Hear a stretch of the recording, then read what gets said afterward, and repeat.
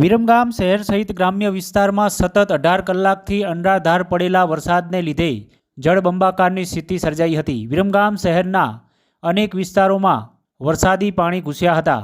ત્યારે વિરમગામ શહેરમાં નગરપાલિકા ચીફ ઓફિસર સહિત નગરપાલિકાના કર્મચારીઓ દિવસભર ખડેપગે રહીને વરસાદી પાણીના ભરાવાનો નિકાલ કરવામાં આવ્યો હતો।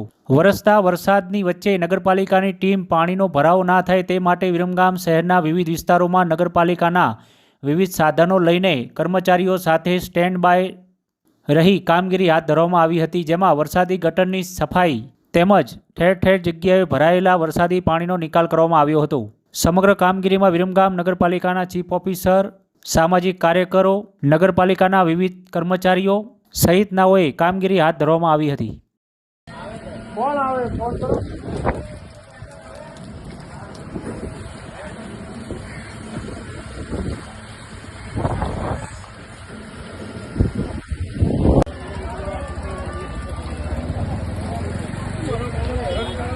हाँ कुणाल, हाँ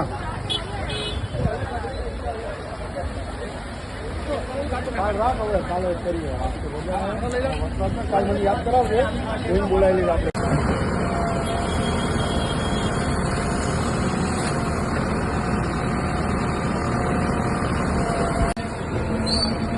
દેખાય જો સાહેબ જીવીનું કેવલ છે, સફાઈ થાય એવી જ નથી, બધું પાણી અહીંયા લોક થઈ ગયું છે।